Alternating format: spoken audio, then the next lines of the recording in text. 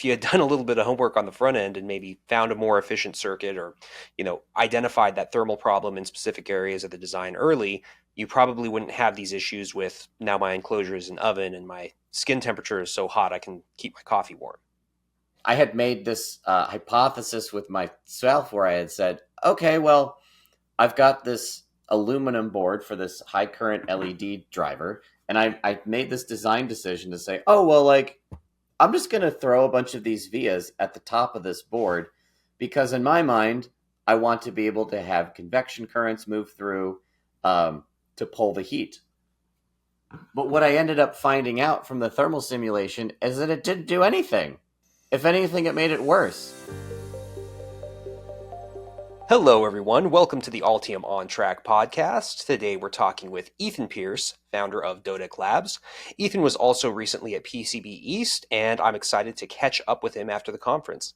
Ethan, thank you so much for being here today. Zach, I'm really happy to be on the podcast again, and it was great to see you at the conference. Yeah, I was a little late, so I didn't catch everything, unfortunately. I didn't catch your talk with Thomas Chester, and there were some other folks I wanted to see who unfortunately I missed because I had a little detour through Canada on my way there.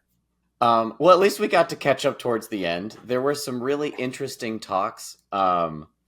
Early on in the week, there was a talk by Charlene and Terry. They were the design team that did the first CAM DDR5 modules. And they also participated in designing the CAM, doing the feasibility studies on the CAM2 modules. So there was a lot of interest in, hey, like, tell me more. Like, how did you decide what the stack-up was going to be? And, we had a lot of discussion, including, with the legends like Rick Hartley. We're having a whole conversation about SODIMM, how it still exists, and the transition to CAM, and why you need to keep the traces really tight. That was a big highlight. This year, there was a UHDI forum, which included a ton of talks from some very prominent businesses, including people from KLA. I look forward to being able to go to those talks.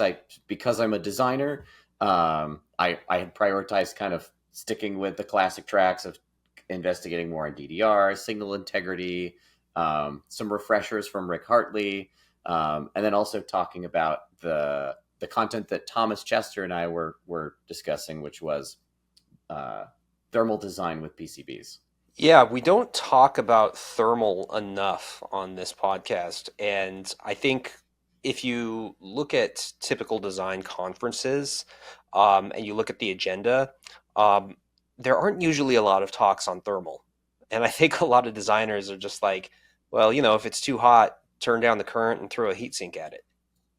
Yeah, there was the talk that Thomas and I gave, and there was one that I think Saeed had given about thermals. But one of the things that I think is interesting about thermal design is just like any other design cycle that you're going through, you should really think through it as a staged cycle and kind of jumping between phases rather than the context of, okay, well, we have this hard requirement and then we need to solve it within these defined bounds. The challenge when you do that is that you don't build an intuition of what are other factors within my design space that I need to adjust. So factors such as? Factors such as thinking through what your TDP and your EDP is for your system. A lot of the times, as a hardware engineer, either you or somebody else on a product team is going to define what the architecture is going to be in terms of, are we building a mobile device that's a notebook? Is it a phone? Sometimes it's a desktop, but typically, just for the sake of the context for this conversation, we'll kind of think through like mobile, like laptop kind of devices. So you'll be stuck with, okay, well, what's the class of device? Is this a workstation? Is this a thin and light notebook? And then you'll have sort of these hard requirements, right? Like if you want to build something that's thin and light and doesn't have a fan, all of a sudden there's a certain limitation in how much heat you can dissipate. The biggest challenge um, is two things. One is you have to be able to get there's a ton of challenges with it, but you have to be able to get the device to stay within the operating temperatures for the system, but you also have to stay within regulatory compliance. That's why, if you look back at some of the older MacBooks, that first gen MacBook that had the single port with the Intel chip in it, one of the hardest problems that they had was that they couldn't keep, it was very difficult to keep the skin temperature low enough. And the problem is, because there was no fan, it was dissipating heat through the body, is the performance would get throttled aggressively. And when you want to keep it below 60 degrees C, you have to do a lot of limiting things in your system BIOS and in the hardware so you don't burn people. But that's just like one thing to think through is, hey, I have a constraint of, I have so much thermal energy that I can dissipate in the system, and I have so much energy that I need the system to consume. A lot of the times people have to jump quickly to let's just add a blower. But the complexity is, if you add a blower, it adds a lot of mechanical engineering, it adds a lot of electrical engineering, even there's some firmware and also simulation, and it can blow your power budget. So it's important to think about, well, what are the inputs from the design team? And I talk a lot about sort of this thermal design engine that I learned from a very well-respected designer, Joe Moak, where we kind of go through this flow of getting rough CAD, doing these preliminary estimates, doing these back-of-the-napkin calculations, and having those feed into doing some CFD simulations once we have more bounds around things. And then before we even release manufacturing files to a fabricator, we're cutting bare copper clad. We're using copper blocks. We're hooking things up to power supplies to simulate what the actual system's going to be. And then we can go ahead and collect a lot of that data, either through a thermal camera or temperature probes, and feed that back into the design cycle. Yeah, the biggest problems I've had in this area in working with like a mechanical engineer, whether, with a client or with just a collaborator, is something you brought up, which is the form factor constraint. Because if they don't figure out what they can do early, they just say, well, this is the form factor we want because it looks cool. And then we're going to go on a shopping spree and put as much stuff in there as we can. And then all of a sudden, our skin temperature is hot enough to boil your coffee. Yeah, and I think that goes in line with thinking about the design space, because if you define that up front and it's so concrete and you're not willing to flex it, then you have no opportunity to really change other things in the design. That might be switching to a lower power transmitter. That might be changing how you're switching your power rails. That might even turn into, well, how are you moving heat within the system from a mechanical architecture? Like, where is the intakes and where are you moving the air out, even if you're doing passive convection cooling? Yeah, the airflow issue comes up whenever I've had to deal with that. And at some point, they're just like, well, now we got to modify our enclosure to put a fan on it. And then they're blowing past that constraint. And sometimes it just looks weird because they'll mount a fan on the side and they'll try and put fins around it to make it, look sleek, like they planned for it to be there. But, of course, those of us that worked on it know that was not the intention at all. Then they have to cut a hole somewhere else for the outlet, if they even do that. I've actually had that problem where they're like, well, we're just going to put a fan up here. Now we need you, Zach, to add the fan control circuit. Oh, wait, there's no room on the board for that. That's a whole other problem. Absolutely. And then, you've got the fan control circuit. Now you have the sourcing. Now you have all this other complexity and testing challenges. But one of the things that I wanted to do for hardware engineers is, a lot of the times the way you described it is, it's this opaque thing to a designer. And so one of the things that I did for PCB East was I went ahead and I worked with a thermal engineer who had worked at some of the telecom companies who had done like modems and network switches. And he was a thermal engineer. And I was like, okay, Like I have hardware for the hardware company that I started. Let's go through some thermal simulations. The best part is the design is very simple. It's just a single high powered LED on a board.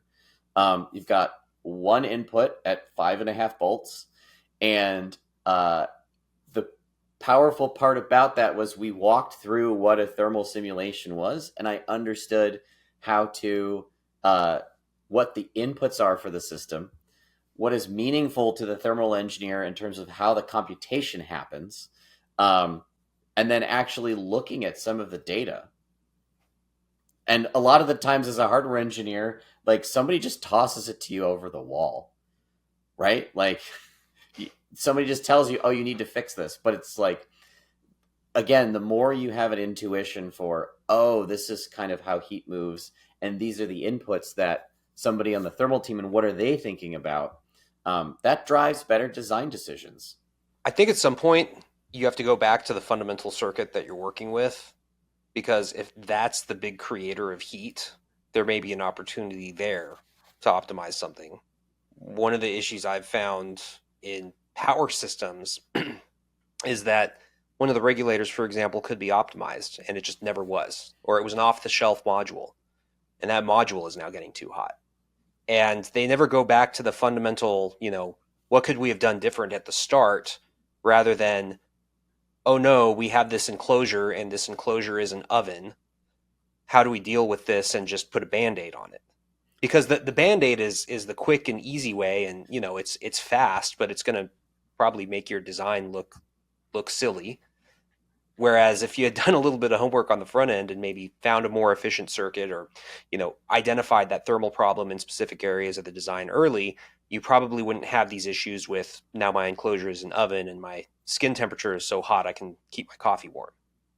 When you're looking at power systems, having the understanding of well, where is all of my heat being dissipated, especially um, when you're doing your layout, thinking about not just appropriate component placement.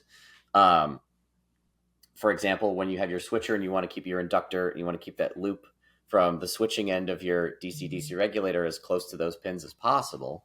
Um, as a designer, not just on the schematic side, thinking about the board structure, I had made this hypothesis with myself where I had said, okay, well, I've got this aluminum board for this high current LED driver, and I made this design decision to say, oh, well, like, I'm just going to throw a bunch of these vias at the top of this board because in my mind, I want to be able to have convection currents move through to pull the heat. But what I ended up finding out from the thermal simulation is that it didn't do anything. If anything, it made it worse, but not for the reasons that I had thought. I had thought that, okay, well, if I have these little holes in the board, it's going to be able to move it through convection.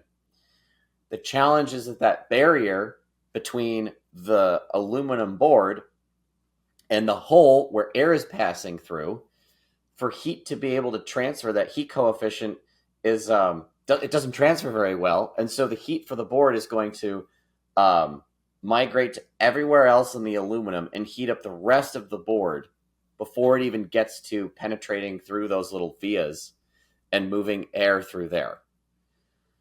And we found that through in the thermal simulation. Yeah, at some point you have to back that up too with a thermal measurement, right? And I think people have, two tools at their disposal for that, right? It's placing some thermocouple probes everywhere and trying to monitor the data all at once, which I think is cheap, but then it takes a DAC unit. You got to write a program for it. So cheap, I guess, an investment, but maybe takes a little bit of time. Or just throw a thermal camera at it. Yeah, and there is some really nice thermal cameras that exist. There's some from FLIR, Seek. One of the things that I actually use is I have a Seek camera from when I did the iPad rehab micro soldering class with Jessa Jones, and it's this Seek thermal camera, but it has a macro lens on it so that you can actually inspect boards. And what is normally a test where you're checking for shorts and you kind of do this little tap tap test on the power inputs and you can see where the temperature rises on the board, all of a sudden this is incredibly valuable for me as a designer. I can go take that same camera with this macro lens and I can go grab thermal data. And what's cool is a lot of these the cameras, they will superimpose. Sometimes they'll take the just the regular camera image and they'll superimpose the thermal image data. The Seek one actually has the high enough sensor resolution where it's collecting enough data, and you can go ahead and in post you can go look at the different data. You can take videos, pictures, but the cost of access to get to this data, the bar is so low now, which is fantastic. Now, I will say the bar to like get to the simulation, I think that's still opaque because there's not many thermal engineers that I've interacted with or know. And then in addition, the tools are wildly expensive and out of reach for many people. I mean, I think the gold standard is still ANSYS Fluent for their CFD, but in addition to having the 6-figure tool, you've got to have close to a 6-figure workstation, and people pay accordingly for that work. Now, I think companies like Autodesk have done a great job in terms of, everyone has their own feelings about how, pay per use software is rather than perpetual.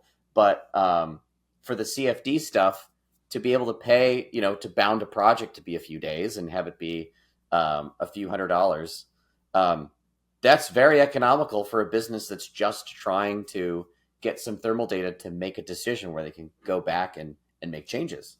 You brought up the thermal engineers. I don't think I've ever seen a job title for thermal engineer. I think it usually gets lumped into the mechanical engineer, right? Because they're going to be the ones designing the enclosure anyways, right? So it makes sense that they also have to do the thermal side of it. And that's when they start doing the CFD simulation. They start doing, conduction, cooling simulations, that kind of thing.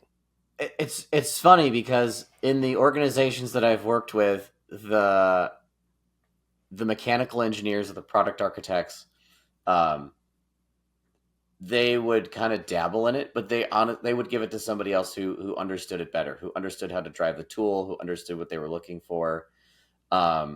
Even the last project that I was working on with a radar system, the mechanical guy was like, we got to go talk to this thermal engineer. Like, I don't know how it works. I just give him the CAD and I give him the inputs. That being said, I think it is really interesting to think about the way that the CFD tools work in terms of doing the computation. So as you have more complex geometry, it actually makes the simulation take longer because you have more points along a mesh that need to be computed. And traditionally, whenever we look at doing things with CAD models, it's like, it's got to be higher resolution. Give me more detail in it. And all of a sudden, when you start running through a CFD simulation, the lowest effective resolution that you can give for a model and still get relevant data, that's where you want to be. You don't want to be using a more complex geometry in order to generate that.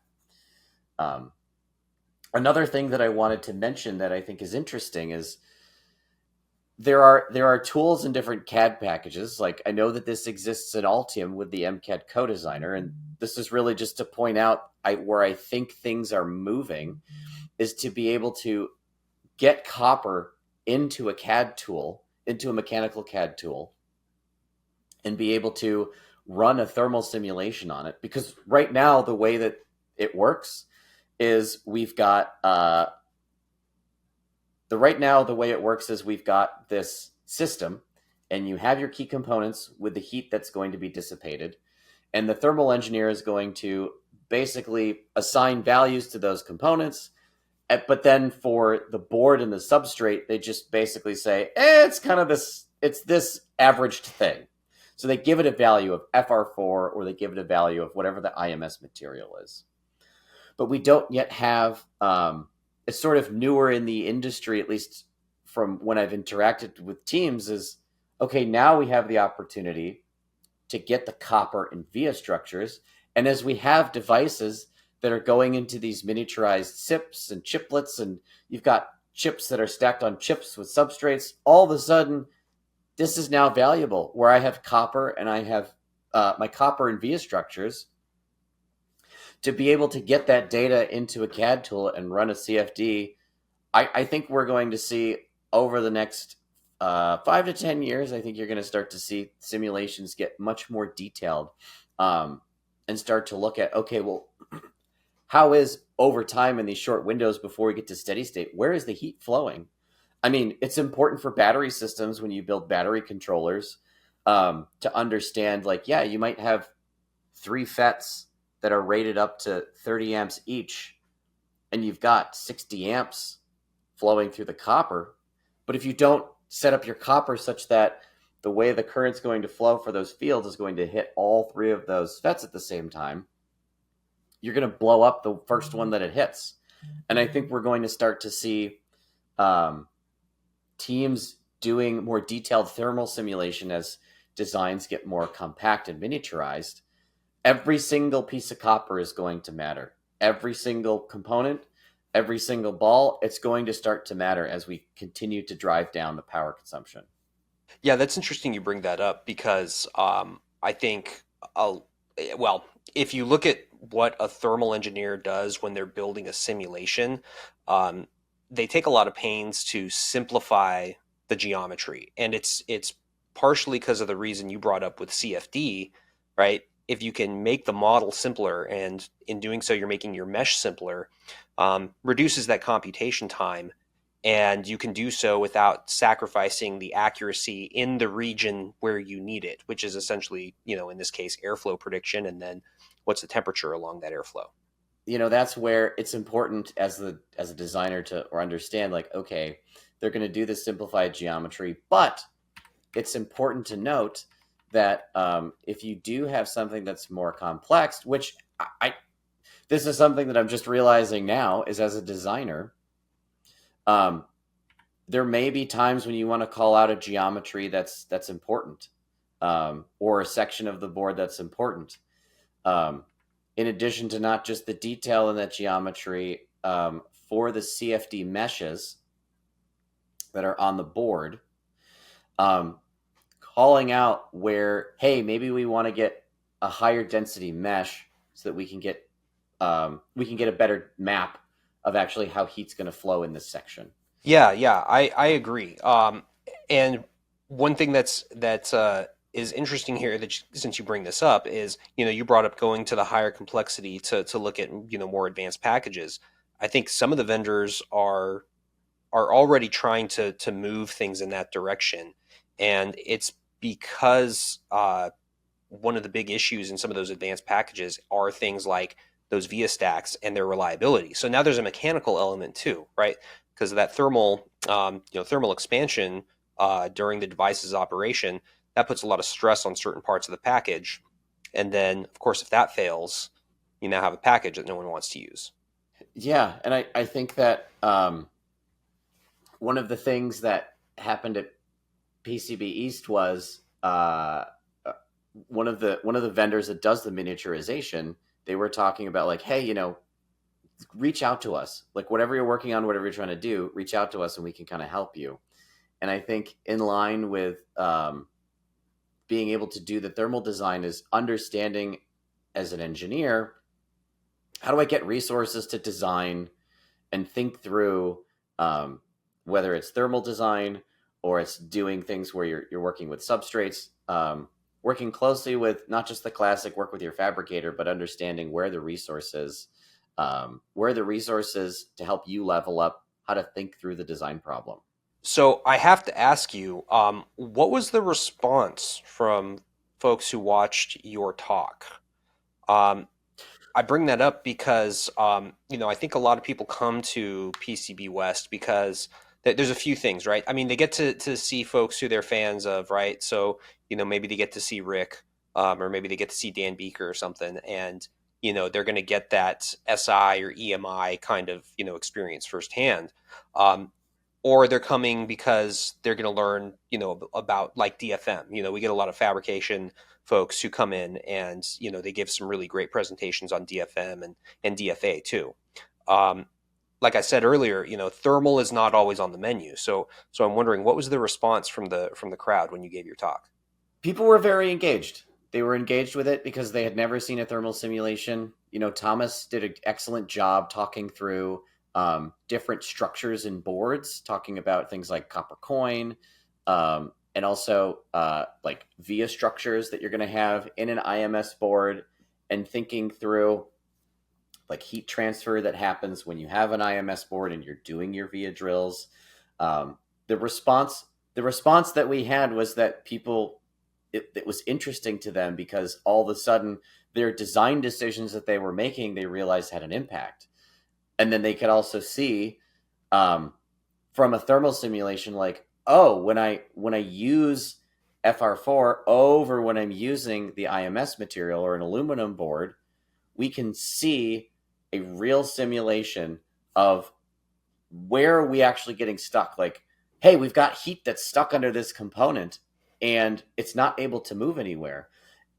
I touched on this before, which was, hey, I showed my Rev 1 design where I threw a bunch of vias in there, and then I showed my Rev 2 design where I said, okay, I have all the necessary copper to move the appropriate currents, but I'm not throwing as many vias in there. That was all of a sudden something that was helping the designers say, oh, okay, that's not something that I intuitively would have thought. I would have thought, hey, well, like if I just put these in here, like I'm going to be able to get more convection through here.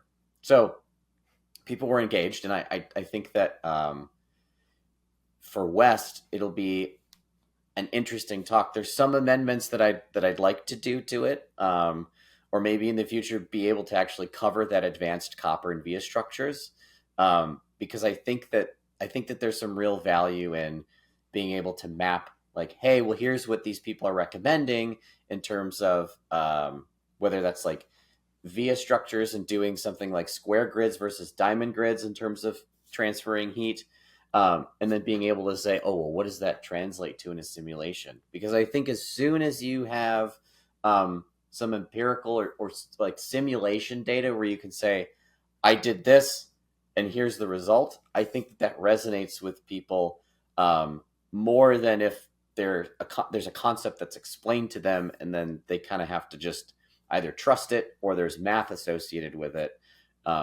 especially in the layout space where it's traditionally been a technician or associate's role. I mean, we do have more with all of the engineers that are retiring. We've got more hardware engineers that are starting to take on the PCB layout work. But again, it's being able to, like I mentioned in the beginning, understand your design decisions have an impact, and getting an intuition built about when I do this, I'm going to get that. And I think PCB East and West are a great way to communicate that. From basically whenever we're designing a boards, we're controlling EMF fields. But I think that this also, that's why we were so excited to give this talk, was because it's in the same vein of, okay, well, there's something that is, you're also going to have an impact when you design and thinking about a system thermally. Heat's going to transfer through a board, maybe in a way that you don't have the intuition for. And this is where, when we show you, when you make these design decisions, here's how the heat's going to flow through the board. Now, you alluded to something important here in that answer. And I think it's something important because I think a lot of designers don't realize this, but there are different things you can do in the board that actually help you with heat transfer. Like I said earlier, I think most people just, when they have a thermal problem, they just throw a fan at it or throw a heat sink at it, and then, that fan has enough airflow, the heat problem goes away. But there are actually things you could do in the board to, for example, aid heat transfer to the enclosure, because your enclosure could be a big heat sink too. So you brought up copper coin, and then I think there's also heavy copper, and then you've brought up some stuff with vias. So maybe if you could just explain some of those options. Sure. So, one of the things is, well, we can start backwards. It's like copper coin is actually um, embedding into your stack up a slug of copper, and there's different geometries that you can use. There's embedded coins that are going to get embedded into the board. There's also like press fit coins that have these like um, not they're tapered so that when they actually get physically inserted into the board, they get pressed in. And then also they can be attached into the board as well from the top. Um, these are, I mean, they're very expensive, but if you have like sometimes people do them with like bus bars, so you've got high current, but also you need to move a substantial amount of heat in addition. So that's copper coin, and that's something where you've really got to communicate with your fabricator for it. Um, in terms of the via structures, um, you can if you drill all the way through your board, the planes where you've got copper attached to them, that's really where you're going to have the heat transfer. So there is a possibility that when you have a high current part, is if you can flood out a plane, not just for making conductivity better and reducing the inductances, but also in order to conduct heat away from the component as you move down in the layers to like layer 2, 3, 4, wherever it is. If you've got those pores there, you can dissipate the heat out of that component and away. Additionally, with your design, if you have solder, so the solder mask is going to have some type of insulating property heat wise. And so what you'll see a lot of the times is designers will they'll do a solder mask cutout on the board where there's exposed copper, and then they may or may not attach with a thermal pad, and then some type of heat sink on there. But exposing that copper can make a huge impact in terms of getting heat away from the system. The thing that you want to consider is you want to be able to move heat away from the components as fast as you can and keep them within the operating temperatures. So whether that's a copper coin, whether that's via structures and planes that you're pouring that are flooding and pulling away, those are just some options that you can do. And also exposing that solder mask. Those are just some options that you can leverage in order to get heat away from your components. Yeah, those are always really good points. And like I said, I think a lot of people don't know what all those options are, and we just kind of assume that they're going to, pick it up somewhere through osmosis. I think there's also some maybe non-traditional or less well-known active or passive cooling mechanisms. For example, like heat pipes. Anything where you're adding more surface area, and my experience with heat pipes isn't as substantial as I'd like it to be. But to be able to basically like spread material, I mean, you don't have to have an active cooling system to leverage a heat pipe. You just need to have a heat spreader.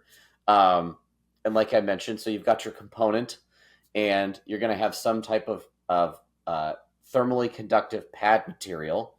And then above that, you're going to have some type of thermally conductive material. Hopefully that's going to be something like copper. And you've got this huge, heat sink.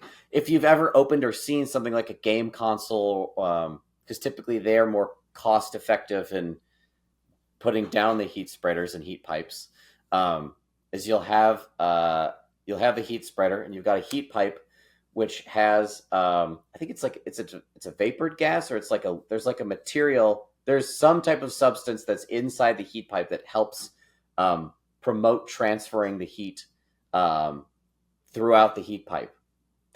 And then on the other side of the heat pipe, you can have whatever you want in terms of like fins or if you want to have the blower, sure, but you can also just add a slug and change the geometry, because we have a ton of different ways, whether it's off the shelf or low volume aluminum CNCs. Like, you can actually um, move that heat away from that system very quickly, um, just using a heat pipe, heat spreader, and something with a lot of surface area and fins. Um, there's one thing that we haven't chatted about, which is sort of, there's a handful of new companies that are basically leveraging semiconductor technology in order to build fans that sort of have this like membrane that moves at these insanely high speeds, and basically is like a mini jet. But the profile is super low. Obviously, like you mentioned before, there's like there's the power control circuitry, but it's interesting to see businesses leverage semiconductor technology to make super high density active cooling thermal systems that are going to be start leveraged in things like notebooks, and maybe even things like phones in some period of time, especially tablets too. That's really interesting. I was not aware of that kind of cooling system, um, like a little mini jet inside your device. But that sounds really interesting. So yeah, maybe once we get off or once we get done with this episode, you'll have to make an introduction or recommend a company so that we Oh can learn yeah, more about yeah, that. yeah. There's a couple. Yeah, that's really interesting. Going back just a moment to metal backed or metal substrate boards, um, I think the most common type of PCB that I see brought up for operating in high heat situations, whether it's in a high temperature environment or the board is going to have components that reach high temperature, is definitely insulated metal substrate. Um, I think that one has its own manufacturing challenges, doesn't it? Because the issue is that if you're doing, let's say, routing on both sides of the board, you have to get those vias through that substrate. And my understanding from having done this one time was that the yield can be really bad on those boards. Is that correct? My understanding, yeah, is that from at least when I did my boards too, is that the you have to really be strategic about where you're placing the vias and understanding why you're drilling through it. Um, there's a couple different ways that you can leverage an IMS stack up, and that's through a single layer sided board where um, you've got the pre or I think it's pre or post bonded um, uh, copper in a prepreg on the top, and then you've got the material. Um, there's also multi-layered single-sided where you've got copper in prepreg, and then you have this insulating material that's on top of it. And then, like you mentioned, um, there are multi-layered double-sided IMS boards, um, but it adds a lot of complexity, um, especially when you're doing what's the word that I'm looking for? The drill registration, Hmm. um, and also being able to, like, you have to do these multiple cycles of drilling. Um, what is it? You've got to drill and plate multiple times through through metal. So the yield can not be so great, but typically these are not high speed boards that are being leveraged for this. It's a lot of the times it's something that's simple. It's low speed. It's um, some LED driver, some LED board, some other high powered power supply system. Um, so in terms of getting like, I've yet to see someone where it's like, hey, I need to run controlled impedances on. I'm sure people do it. I heard today somebody did a 70 layer board that was the size of a table, and I've never heard of anything past 40. So things are moving really fast, and there's stuff that people build that I've never heard of before. Yeah, I'm waiting for someone to produce a design with a prime number of layers. So we'll see if that ever happens. Yeah, yeah, exactly. Well, this has been really cool. Thank you so much for talking with us today. And I'm sure I'm going to catch up with you definitely at PCB West, probably beforehand. And yeah, hopefully we can get some more insights on some of those companies and techniques that you mentioned for thermal control in your PCB. Yeah, absolutely. Zach, thank you again for having me on the podcast. It's always a blast, and I look forward to seeing what people come up with next. Awesome. Thank you so much. To everyone that's been watching and listening, we've been talking with Ethan Pierce, founder of Dodec Labs. If you're watching on YouTube, make sure to hit the subscribe button and hit the like button. If you subscribe, you'll be able to keep up with all of our podcast episodes and tutorials as they come out. And last but not least, don't stop learning, stay on track, and we'll see you next time. Thanks, everybody.